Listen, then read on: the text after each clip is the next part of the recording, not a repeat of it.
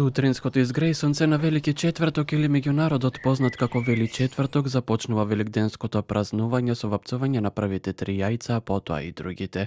Првото јајце било наменето на Господ и се викало Господово јајце, второто на домаќинот, главата на семејството, а третото на стоката и берикетот.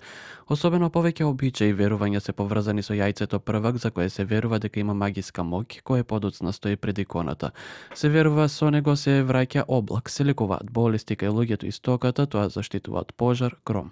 Од црквата велат дека верниците кои што ги практикуваат великденските пости со исповед кај својот духовен отец и благословот што го добиваат со причеста и присуството на Литија, како би се соединели со Христос преку причесниот чин. Отец Бобан за телевизија 24 вели дека освен великденскиот пост за духовен мир, добро е да се присуствува на литургиите со причесниот чин соединат со Синот Божји Исус Христос. Сето тоа всушност побожно не воведува во сето она што потоа ќе следува, но врвот на божното живење или на христијанското живење токму литургијата и соединувањето со крвта и телото Христови. Вечерта со вечерната служба веќе откако повторно ќе се потсетиме на предавството, на сите настани поврзани со предавството, лажните обвинувања, судењето Христово, престојувањето во затворот литургиски, со доаѓање на богослуженијата, со постење на постовите, со причестување, со молитвеност и така натаму и така натаму.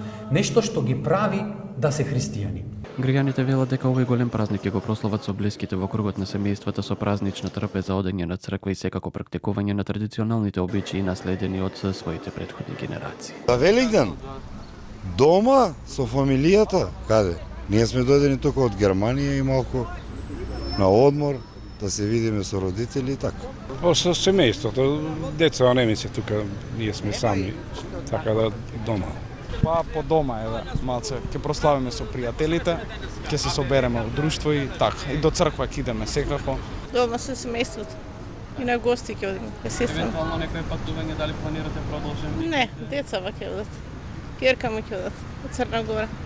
Па не знам, дома кај мене. Најверојатно во црква ќе одам и така. Дома. Блиски ве? Да.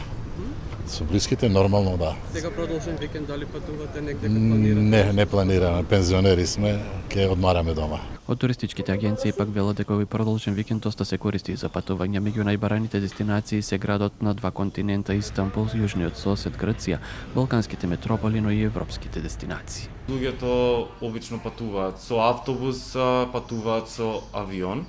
Тоа се многу аранжмани кои што ние ги нудиме како агенција и исто така сите се исполнети до последно место. Едно од најубавите изреки кои што јас лично ги имам слушнато, нормално да се трудиме да останеме на тоа, дека најубаво потрошените пари се парите за патување. Нормално дека според економијата во нашава држава, можеме да си дозволиме барем еднаш до 2 пати во годината да патуваме. Без Христовото воскресение се привид и Христос и сите негови дела и се вкупното негово учење, затоа и самиот Спасител уште за време на неговото живење на земјата укажувал на своето воскресение како на настан кој ќе објасни неговата личност и неговото дело. Така по своето преображение Спасителот на своите ученици им заповеда никому да не му кажуваат што виделе додека тој да стане од мртвите, зашто дури во светлината на воскресението станува јасен и настанот за преображението и целиот живот на Богочовекот и се вкупното негово учење, затоа што дури со своето воскресение од мртвите Исус неспорно и се убедливо посведочил дека навистина е Бог и Син Божји.